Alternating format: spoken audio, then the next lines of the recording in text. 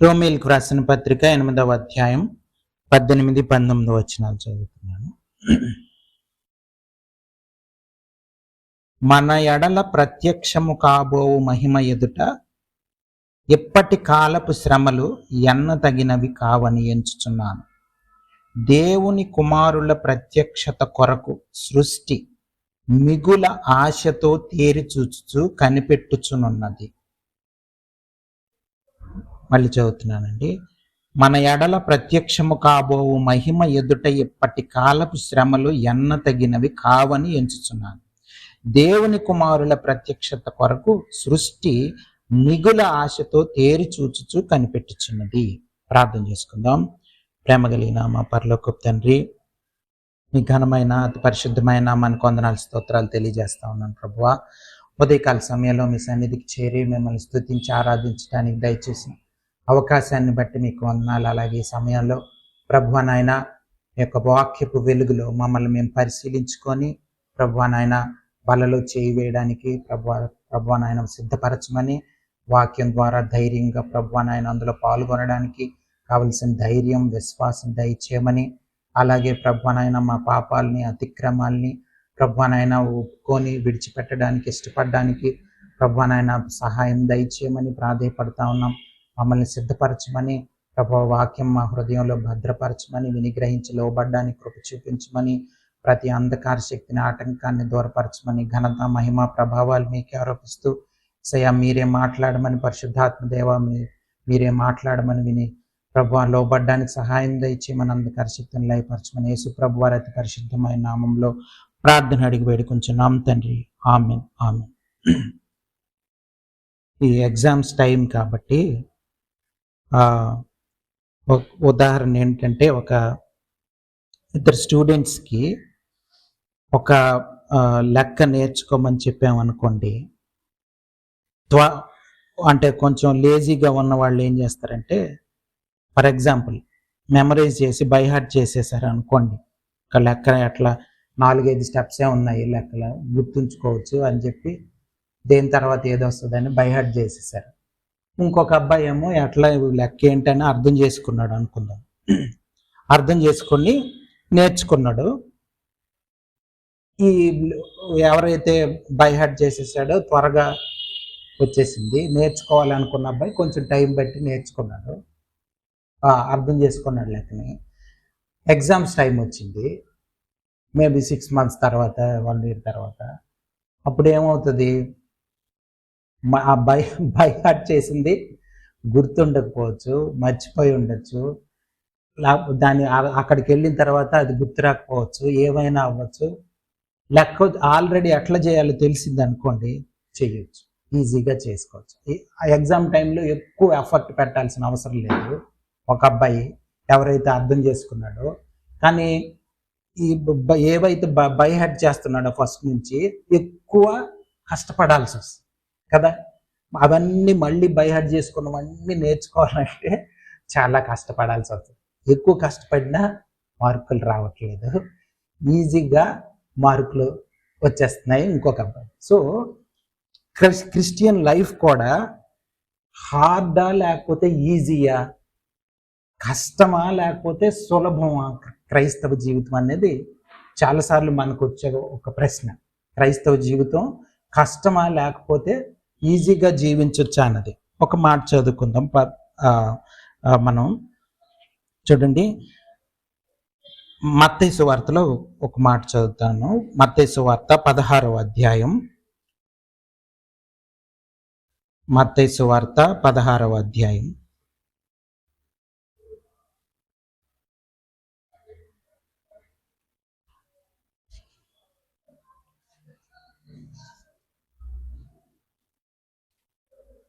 మత్తయి సువార్త 16వ అధ్యాయం 24 నుంచి 27 వరకు చదువుతున్నాను. అప్పుడు యేసు తన శిష్యులను చూచి, ఎవడైనను నన్ను వెంబడింపగోరిన ఎడల తన్ను తాను ఉపేక్షించుకొని తన శిలువ ఎత్తుకొని నన్ను వెంబడింపవలెను. తన ప్రాణమును రక్షించుకొని గోరువాడు దాన్ని పోగొట్టుకొనును, నా నిమిత్తము తన ప్రాణమును పోగొట్టుకునివాడు దాన్ని దక్కించుకొను. ఒక మనుష్యుడు లోకమంతయు సంపాదించుకొని తన ప్రాణమును పోగొట్టుకుంటే అతనికి ఏమి ప్రయోజనం? ఒక మనుష్యుడు తన ప్రాణమునకు ప్రతిగా నేను ఏమి ఇయ్యగలడు? మనుష్య కుమారుడు తన తండ్రి మహిమ గలవాడై తన దూతలతో కూడా రాబోచున్నాడు. అప్పుడు ఆయన యవని క్రియల చొప్పున వానికి ఫలమిచ్చు. చూడండి, క్రైస్తవ జీవితం అనేది ఈ వచనాల్లో మనం చూస్తే సిలువనెత్తుకొని వెంబడించడం అనేది, ఉపేక్షించుకోవడం అనేది, ప్రాణాన్ని మన ప్రాణాన్ని పోగొట్టుకోవడానికి ఇష్టపడడం అనేది, ఈ మాటలన్నీ మనం చూస్తే మనకేమనిపిస్తుంది? క్రైస్తవ జీవితం మన ప్రాణం కూడా పోగొట్టుకోవడానికి ఇష్టపడాలి, అంటే మనకు చాలా లోపల నుంచి శరీరానుసారమైన కోరికలు బయటకు వస్తూ ఉంటాయి. వాటినన్నిటిని సిలువకు అప్పగించాలి. ఇది సిలువను ఎత్తుకొని ప్రతిరోజు వెంబడించాల్సింది క్రైస్తవ జీవితం అని ఇక్కడ ఉంది. ఈ మాటలన్నీ చూస్తే మనకేమనిపిస్తుంది? క్రైస్తవ జీవితం చాలా కష్టం, వెరీ టఫ్ అనిపిస్తుంది. ఆ తర్వాత ఇంకా చూడండి, ఇంకా కొంచెం 5వ అధ్యాయం 11వ వచనం చదువుదాం. అదే మత్తయి సువార్తలో 5వ అధ్యాయం 11వ వచనం. అక్కడ ఒక మాట చదువుతున్నాను. నా నిమిత్తము జనులు మిమ్మల్ని నిందించి హింసించి మీ మీద అబద్ధముగా చెడ్డ మాటలెల్లా పలుకున్నప్పుడు మీరు ధన్యులు. ఏముందో చూడండి, ఈ మత్తయి సువార్త 5, 6, 7 చదివితే మనం క్రైస్తవ జీవితానికి మనం జీవిస్తున్న జీవితానికి చాలా తేడా ఉందని తెలిసిపోతుంది ఎప్పుడు చదివినా సరే. చూడండి, నా నిమిత్తం జనులు మిమ్మల్ని నిందించి హింసించి అబద్ధముగా చెడ్డ మాటలల్లా పలుకున్నప్పుడు మీరు ధన్యులు. ఇంకా ముందుకెళ్తే సంతోషించి ఆనందించుడి, పరలోకమందు మీ ఫలము అధికమగును. ఇలాగూ నా వారు మీకు పూర్వమందుండిన ప్రవక్తలను హింసించిరి. చూడండి, ఇది మనం చదువుతుంటే ఏమనిపిస్తుంది? చాలా కష్టతరమైంది క్రైస్తవ జీవితం, వెరీ టఫ్ టు లివ్. చాలా కష్టం కదా. ఎవరైనా తిడతా ఉంటే, కొడతా ఉంటే, హింసిస్తుంటే మనం బ్లెస్డ్ పీపుల్ అనుకొని సంతోషించడం క్రైస్తవ జీవితం. సిలువ అదే చెప్తుంది. సిలువను ఎత్తుకొని వెంబడించమని చెప్తుంది. అంటే ఏంటంటే మన కోరికలన్నీ, శరీరానుసారమైన కోరికలన్నింటినీ సిలువకు అప్పగించాలి. ఇది ఉంది లోపల నుంచి వస్తుంటాయి, ఈ ఆలోచనలన్నీ సిలువకు అప్పగించేయాలి. ఇది క్రైస్తవ జీవితం. ఒక సిఎస్ లూయిస్ అనే ఆయన ఏమన్నాడంటే, యేసు ప్రభు వారు మన టైంలో కొంత భాగాన్ని, మన ధనంలో కొంత భాగాన్ని, లేకపోతే మన జీవితంలో కొంత భాగాన్ని అడగట్లేదు. దేవుడు అడిగేది, యేసు ప్రభు వారు అడుగుతుంది ఏంటంటే మొత్తం ఇచ్చేయమంటున్నాడు. ఈ లైఫ్ మొత్తం ఇవ్వాలి, లేకపోతే క్రిస్టియన్ లైఫ్ జీవించలేం. మనం ప్రతిదీ కూడా దేవుందే, మన దగ్గరున్న ప్రతిదీ. అలాగనే సేవకులకి ఇచ్చేమని లేకపోతే ఇంకోళ్ళకి ఇచ్చేమని చెప్పడం కాదు. చాలా మంది ఇలాంటి కూడా చెప్తా ఉంటారు. యేసుప్రభు వారు అలాంటివి ఎప్పుడు చెప్పలేదు. యేసుప్రభు వారు ఏమన్నారంటే, ధనవంతుడు వచ్చినప్పుడు మొత్తం అమ్మేసి ఎవరికమ్మన్నాడు? యేసుప్రభు వారికి ఇచ్చేమన్నాడా? శిష్యులకి ఇచ్చేమన్నాడా? మేము మినిస్ట్రీ చేస్తున్నాము మాకు ఇచ్చేమన్నాడా? ఆయనకు ఒక్కడికే చెప్పాడు. ధనవంతుడు, ఆయన మైండ్ అంతా ధనంతో నిండిపోయింది కాబట్టి ఏం చెప్పాడు? పేదోళ్ళకి ఇవ్వగలగవా? కొన్ని పదాజ్ఞలన్నీ పాటించేస్తున్నావు అనుకుందాం, ఇది ఒక్కటే ఆచరించు, అయిపోయింది. పేదోళ్ళకి ఇచ్చేసి నన్ను వెంబడించు. నిజంగా నీకు పరలోక రాజ్యం కావాలి కదా. వెరీ టఫ్, చాలా కష్టం క్రైస్తవ జీవితం అనేది. మన పర్స్పెక్టివ్లో చూస్తే, హ్యూమన్ పర్స్పెక్టివ్లో చూస్తే, మన వైపు నుంచి ఆలోచిస్తే ఇంపాసిబుల్ అండి. ఏంటిది? మత్తయి సువార్త 5వ అధ్యాయం చదవండి, అర్థమవుతుంది. క్రైస్తవులు అనబడడానికే మనకు అర్హత లేదనిపించేసి, మెసేజ్ చెప్పడానికి నాకు కానీ, వినడానికి మనకు కానీ, చర్చిలకి వెళ్ళి కూర్చోడానికి, బైబిల్ పట్టుకొని తిరగడానికి, మనం చెప్పేది ఏంటి, ఏం చేస్తున్నాము అనిపిస్తుంది. Very tough. ధనవంతుడు ఎందుకు తెలుసు? కష్టపడి సంపాదించుకుంటూ ఉంటాడు కదా డబ్బులు. కదా. ఏదో ఉద్యోగం వ్యాపారమో ఏదో ఒకటి చేసి నాన్న ఇది చేసి సంపాదించుకుని ఉంటాడు డబ్బులు, చాలా ధనవంతుడై ఉంటాడు. లేకపోతే ఇచ్చేసేవాడు మేబీ, చెప్పలేము, మైండ్ సెట్ని బట్టి ఉంటుంది. కానీ ఆయన ఎప్పుడైతే యేసు ప్రభు వారు ఆ ఒక్కటి చెయ్యి, ఇది ఒక్కటే కొదువుగా ఉంది అని చెప్పాడో అవ్వలేదు. క్రైస్తవ జీవితం అనేది మన వైపు నుంచి చూస్తే వెరీ ఇంపాసిబుల్ టు లివ్. చాలా కష్టమైంది, హార్డ్ థింగ్. సో ఈ చూడండి, లేజీ బాయ్ ఎలాగైతే బై హార్ట్ చేసేసి అప్పటికి ఈజీ అనిపిస్తుంది.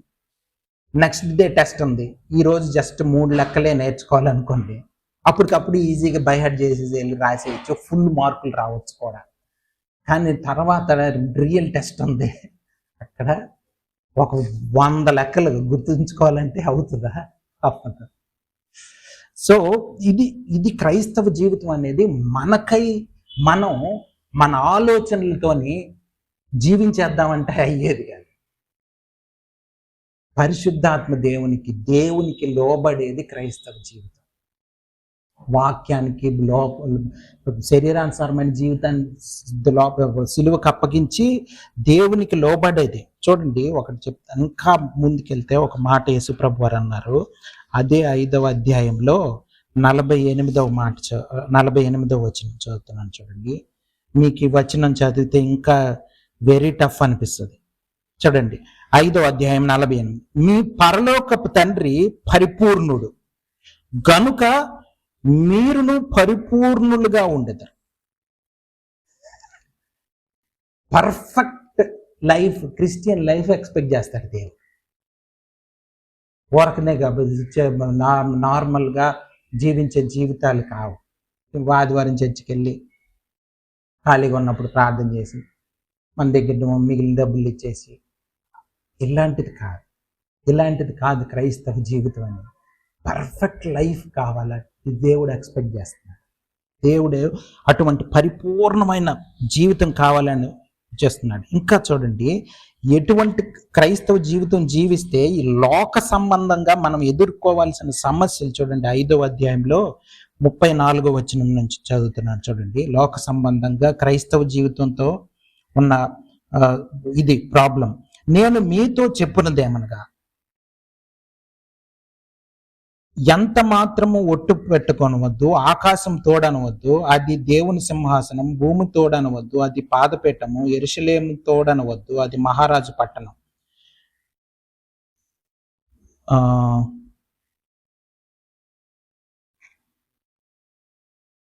ఇది కాదు, సారీ, యాక్చువల్గా ఒక దగ్గర ఉంటుంది, నేను రెఫరెన్స్ తప్పు రాసుకున్నాను. ఏంటంటే యేసు ప్రభు వారి వలన హౌస్లో డివిజన్స్ వచ్చేస్తాయి. ఇంట్లో మీకు ఎక్కడైనా రెఫరెన్స్ మత్తయి సువార్తలకు దొరికితే చెప్పండి. ఏంటంటే ఇంట్లోనే ఒకళ్ళకొకళ్ళు గొడవలు అయిపోతాయి. ఎవరికి అత్తకి కోడలకి పడదు, లేకపోతే తల్లిదండ్రులకి పిల్లలకి పడదు, ఇలాగ ఒకళ్ళ పట్ల యజమానులకి పనిచేసే వాళ్ళకి పడదు. దేని వల్ల అంటే యేసు ప్రభు వారి వలన డివిజన్స్ వస్తాయి అన్నది. అక్కడ యేసు ప్రభు వారిని బట్టి డివిజన్స్ వచ్చేస్తాయి. ఎందుకు? క్రైస్తవ జీవితం జీవించాలని ఒకళ్ళు అనుకుంటుంటారు, ఒకళ్ళకేమో ఇష్టం ఉండదు. ఒకళ్ళకి దేవుని చిత్తం చేయాలనుకోండి, ఇష్టం ఉండదు. 10:36. Thank you. మత్తయి సువార్త 10వ అధ్యాయం 34 to 36 కరెక్ట్. 34 to 36 చదువుతున్నాను చూడండి. నేను భూమి మీదకి సమాధానం పంపవచ్చునని తలంచకుడి, ఖడ్గమునే గాని సమాధానం పంపుటకు నేను రాలేదు. ఒక మనుషునికిని, వాని తండ్రికిని, కుమార్తెకును, ఆమె తల్లికిని, కోడలికిని, ఆమె అత్తకును విరోధం పెట్టవచ్చి తిని, ఒక మనుష్యుని ఇంటివారే అతనికి శత్రువులగుదురు. తండ్రి అయినను తల్లి అయినను నాకంటే ఎక్కువగా ప్రేమించువాడు నాకు పాత్రుడు కాడు. కుమారుడినైనను కుమార్తెనైనను నాకంటే ఎక్కువగా ప్రేమించువాడు నాకు పాత్రుడు కాడు. చూడండి, ఇంట్లోనే ఒకళ్ళకి పడతారు, డివిజన్స్ వచ్చేస్తాయి. ఇది నిజమైన క్రైస్తవ జీవితం జీవించాలనుకుంటే ఇవన్నీ ఎవరి వలన యేసు ప్రభు అని చెప్తున్నారు, నా వల్లనే వస్తాయని.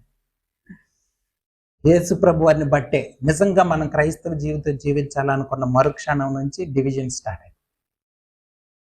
చర్చిలో వాళ్ళకి ఇష్టం ఉండదు, మనకి కుటుంబాల్లో ఇష్టం ఉండకపోవచ్చు, లేకపోతే రకరకాలుగా విశ్వాసులు అని చెప్పుకున్న వాళ్ళ మధ్య భేదాలు రావచ్చు, భేదాభిప్రాయాలు వచ్చేయచ్చు, సొంత ఇంట్లోనే డివిజన్స్ వచ్చేస్తాయి. చూడండి, ఇంత హార్డ్ థింగ్ క్రైస్తవ జీవితం జీవించడం అంటే.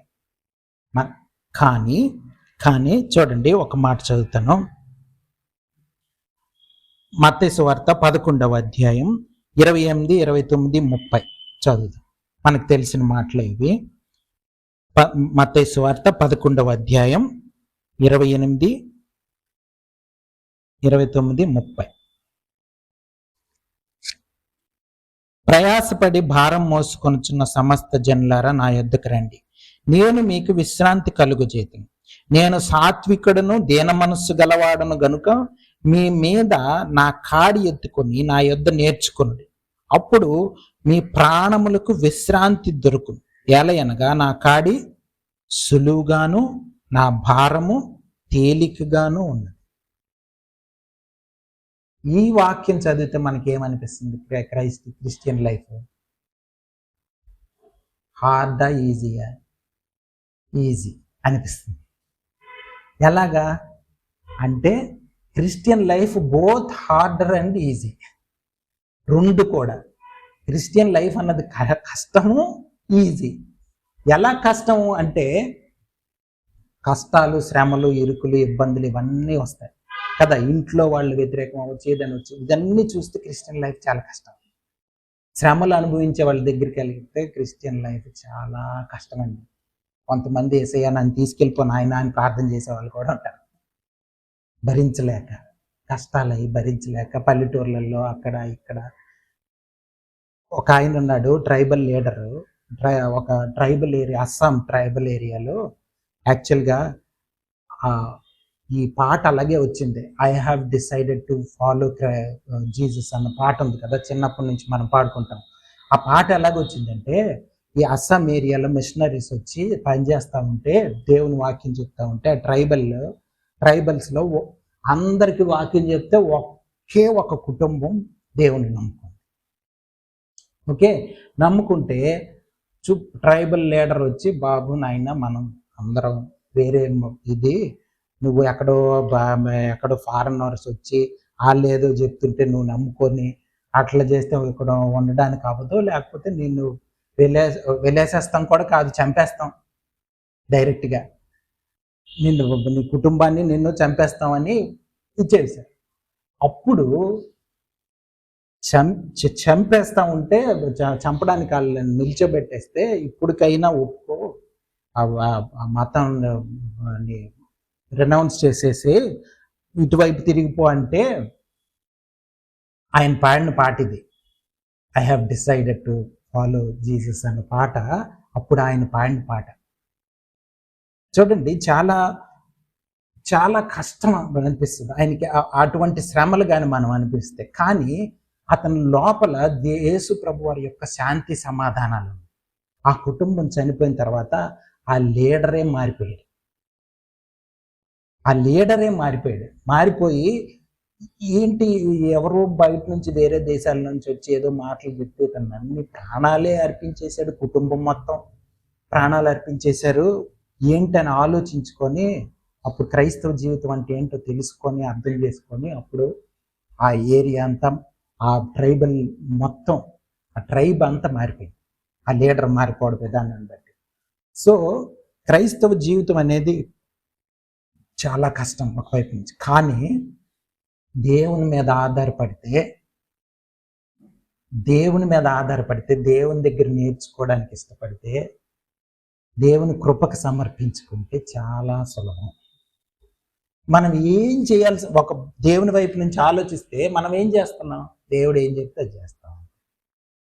సింపుల్గా కష్టపడిపోము, లేకపోతే ఇంకొకటి చేయము, ఏమీ చేయము. కానీ దేవుడు ఏం చేయమంటే అది చేయడం చాలా మందికి ఇష్టం ఉండదు. అది అందరు ఎట్లా ఉంటున్నారో లోకం అంతా అట్లా ఉండదు. ఆ మన ట్రైబల్స్ అందరం మనం ఎట్లా బ్రతుకుతున్నాం అట్లనే నువ్వు కూడా బ్రతుకు, ఎందుకు వేరే దేవుళ్ళు తెచ్చి ఇక్కడ అడావుడి చేస్తున్నావు అంటారు. మన కుటుంబంలోనే నీకు ఒక్కడికే ఎందుకురా, లేకపోతే నీకే ఎందుకు అనిపిస్తుంది కదా. అని వ్యతిరేకమైపోవచ్చు. సోకాల్డ్ క్రిస్టియన్స్ అని చెప్పుకుంటున్న వాళ్ళే, సోకాల్డ్ చర్చెస్, సోకాల్డ్ ఫ్యామిలీసే, సోకాల్డ్ ఫ్రెండ్స్ దూరం అయిపోవచ్చు. చాలా మనం క్రైస్తవ జీవితం ఒకవైపు నుంచి, మన వైపు నుంచి చూస్తే చాలా శ్రమలు, కష్టమైనది. కానీ దేవుని పర్స్పెక్టివ్లో చూస్తే సులభం. శిష్యులు అందుకే ఈజీ. పౌలు భక్తుడు ఏమన్నాడంటే, ఎన్ని శ్రమలు అనుభవించాను, ఎన్నో ప్రాణాపాయ పరిస్థితుల్లో గుండా వెళ్ళాను, కానీ ఇదంతా దేవుని కృపను బట్టి, దేవుని బట్టి చేయగలిగాను. యేసు ప్రభు వారిని బట్టి నేను ఏమన్నా చేయగలను అన్నాడు పౌలు భక్తుడు. I can do anything through Christ. ఆయన గురించి కాదు గొప్ప చెప్పుకోవట్లేదు, నేను ఏమైనా చేయగలను అనట్లేదు. యేసు ప్రభు వారిని బట్టి ద్వారా నేను ఏమైనా చేయగలను. ఇది క్రైస్తవ జీవితం. ఎందుకు సులభం అయిపోయిందంటే యేసు ప్రభు వారిని బట్టి సులభం అయిపోయింది. ఏం లేదు, యేసు ప్రభు వారిని వెంబడించడమే క్రైస్తవ జీవితం. సింపుల్గా మాటలు చెప్పాలి అంటే మన సెల్ఫ్ లైఫ్ని సిలువకు అప్పగించేయాలి. మన సెల్ఫ్ లైఫ్ని సిలువకు అప్పగించేసి క్రైస్ట్ లైఫ్ని తీసుకోవాలి. యేసు ప్రభు వారి లోకానికి వచ్చింది మనకి యేసు ప్రభు వారి జీవితాన్ని మనకి ఇవ్వడానికి, ఆయన లాంటి జీవితాన్ని. యేసు ప్రభు వారి లాంటి జీవితం అంటే ఏంటి? సుఖమైన జీవితమా? కారుల్లో, ఏసీ కారుల్లో తిరిగే జీవితమా? పెద్ద పెద్ద స్టార్ హోటల్స్లో ఉండేవాడా యేసు ప్రభు వారు? అది కాదు క్రిస్టియన్ లైఫ్. క్రిస్టియన్ లైఫ్ అంటే యేసు ప్రభు వారి జీవితం. యేసు ప్రభు వారి లాగా జీవించేదే క్రైస్తవం. ఆ జీవితం ఇవ్వడానికి వచ్చాడు యేసు ప్రభు వారు. మీ ఇప్పుడు మొత్తం గాస్పెల్ మార్చేసి మీ కష్టాలు పోతాయి, రోగాలు పోతాయి, మార్చేసారు మొత్తం కదా. ప్రాస్పరిటీ చూపించి ఇది సువార్త అని చెప్పేవాళ్ళు ఉన్నారు, మోసం చేసేవాళ్ళు. క్రైస్టియన్ ఈ లైఫ్ కావాలా? యేసు ప్రభు వారు ఏమన్నారంటే, ఇల్లు కట్టే ముందు ఆలోచించుకొని డబ్బులు ఉన్నాయా లేవా, కట్టగలవా లేవా, పునాదులు వేసిన తర్వాత క్షేమ అయిపోతానా అని ఆలోచించుకొని కడతారు కదా. అలాగే యేసు ప్రభు వారిలోకి వచ్చే ముందు ఆలోచించుకుంటారంట. ఇప్పుడు లాగా ఏం లేదండి, సింపుల్ చెయ్యొద్దండి, ప్రార్థన చేస్తాను అయిపోయింది అని లేదు. ఆలోచించుకొని జీవించగలవా లేదా తీర్మానించుకొని దేవుని మీద నమ్మకం ఉంటే రా అని చెప్పాడు. ఇది క్రైస్తవ జీవితం అంటే మనం అర్థం చేసుకునేది. ఈ ట్రాన్స్ఫర్మేషన్ అంటే ఒక్క రోజులో రాకపోవచ్చు, కొంతమందికి సంవత్సరాలు పట్టవచ్చు, కొంతమందికి 1 yearలో అయిపోవచ్చు స్టెఫన్ లాగా, లేకపోతే టైం పట్టచ్చు. ఎలాగైనా దేవునికి లోబడడం ద్వారా, దేవునికి ఎంత లోబడుతుంటే అంత ఈజీగా దేవుడు మన జీవితాన్ని దేవుడు నడిపిస్తాడు. ఇది మనం అర్థం చేసుకోవాల్సి. సో క్రైస్తవ జీవితం వేరేగా ఉంది, మనం అనుకునేది వేరేగా ఉంది. చూడండి, బయట పొలిటికల్ సిస్టమ్ కానీ బయట అర్థం చేసుకున్నాం, మిలిటరీ ఉంటుంది, పొలిటికల్ సిస్టమ్ ఉంటుంది, ఎకనామికల్ థింగ్స్ ఉంటాయి, సోషల్ లైఫ్ ఉంటుంది. ఇవన్నీ కూడా మనుషుల్ని ప్రొటెక్ట్ చేయడానికే కదా. వాళ్ళ హ్యాపీనెస్, వాళ్ళకు ప్రొటెక్షన్ ఇవ్వడానికే ఈ డిపార్ట్మెంట్స్ అన్నీ ఉన్నాయి. పోలీస్ డిపార్ట్మెంట్ అవ్వచ్చు, జుడిషియల్ అవ్వచ్చు, లేకపోతే ఏదైనా సరే మనుషులు హ్యాపీగా, మనుషులు బ్రతకడానికి సెక్యూర్గా ఇవన్నీ సిస్టమ్స్ అన్ని పనిచేయడానికి, మనం ఏ ఇది లేకుండా బ్రతకడానికి ఆ ప్రాంతంలో ఈ సిస్టమ్స్ అన్నీ ఉన్నాయి, మనకు సేవ చేయడానికి వీళ్ళంతా ఉన్నారు. అదే జరగలేదనుకోండి, మనిషికే భద్రత లేదనుకోండి, మనిషి హ్యాపీనెస్కే లేదనుకోండి, ఎందుకు ఈ సిస్టమ్స్ కదా? ఎందుకు ఈ మిలిటరీ ఎందుకు, పొలిటికల్ ఎందుకు, ఎకనామికల్ సిస్టమ్స్ ఎందుకు, సోషల్ సిస్టమ్ ఎందుకు? ఇవన్నీ సిస్టమ్స్ అన్ని సరిగ్గా అవసరం లేకుండా ఇంతంత డబ్బులు ఖర్చు పెట్టి మనిషి హ్యాపీనెస్ లేదు, ప్రొటెక్షన్ లేదనుకోండి, ఈ సిస్టమ్స్ అన్ని వేస్ట్. అలాగే చర్చెస్లో చూడండి, ఎడ్యుకేషను, మిషన్స్, సర్వీసులు ఇవన్నీ ఉంటాయి. చర్చిలో డిపార్ట్మెంట్స్ ఉంటాయి, మినిస్ట్రీస్లో డిపార్ట్మెంట్స్ ఉంటాయి, ఏవి చాలా డిపార్ట్మెంట్స్ ఉంటాయి. మిషన్స్, పీపుల్ని ఎడ్యుకేట్ చేయడం, లేకపోతే థియలాజికల్ స్టడీస్ చెప్పడం, వాళ్ళకి సర్వీస్ చేయడం, ఇవన్నీ కూడా పేదవాళ్ళకి హెల్ప్ చేయడం, లేకపోతే ఇలాంటివన్నీ సర్వీసులు ఉంటాయి. కానీ ఒక మనిషిని క్రీస్తులోకి ట్రాన్స్ఫార్మ్ చేయడానికి సిస్టమ్స్ ఏవి ఉపయోగపడలేదు అనుకోండి, ఎందుకయ్యి? దండగా కదా కదా అసలుది ఇప్పుడు అదే జరుగుతుంది. అసలుది అయిపోయి, అందుకనే ఎందుకు చర్చెస్లోని బయట బిజినెస్లు అయిపోయినాయి? ఎందుకు? టెంపుల్స్ కానీ చర్చెస్ కానీ ఇవన్నీ బిజినెస్ సెంటర్స్ లాగా అయిపోయినాయి. ఎందుకు అయిపోయినాయి అంటే అసలుది మర్చిపోయారు. అసలు ఇవన్నీ ఉన్నది దేనికి? ఒక మనిషిని విశ్వాసి అనబడేవాడిని యేసు ప్రభు వారి రూపంలోకి ట్రాన్స్ఫార్మ్ చేయబడడానికి హెల్ప్ చేస్తుంది అంతే, ఎవాంజలిస్ట్స్ కానీ ఎవరైనా కదా. అది జరగకుండా ఇవన్నీ ఎందుకు? అందుకని బయట కూడా ఎడ్యుకేషను, మెడికల్ ఇదంతా బిజినెస్ అయిపోయింది. ఎట్లనో same thing is going on in Christianity also. So మనం చాలా జాగ్రత్తగా అర్థం చేసుకొని క్రిస్టియన్ లైఫ్ అనేది దేవునికి మనం సమర్పించుకుంటే ఈజీ. మాకు లేదు, నేను పట్టుకుంటాను ఈ ఏరియా, అమ్మో ఇది నా డబ్బులు, అమ్మో ఇది నా ల్యాండ్, అమ్మో ఇది నా ఇల్లు అనుకుంటే అవ్వదు. అమ్మో ఈ టెంపరీ ప్లెజర్ నేను వదుకు, అమ్మో సెల్ ఫోన్ నేను ఆపలేను, అమ్మో ఈ వీడియోలు నేను ఆపలేను, అమ్మో అంటే అవ్వదు. Very tough.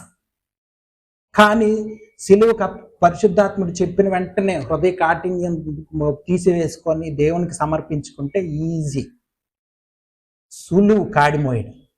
యాక్చువల్లీ లోకంలో స్ట్రగుల్సే కష్టం. లోకంలో స్ట్రగుల్స్ చాలా కష్టం. దేవుని జీవితం కన్నా, క్రిస్టియన్ లైఫ్ కన్నా వరల్డ్లీ లైఫ్ వెరీ టఫ్. ఎందుకు? మొత్తం నెత్తి మీద ఉంటుంది భారం అంతా. యేసుప్రభు వారు ఏమైనా భారం అంతా నా మీద ఏంటయ్యా, ప్రయాసపడి భారం మోసుకుంటూ సమస్త జనులారా నా వద్దకు రండి చెప్తాను.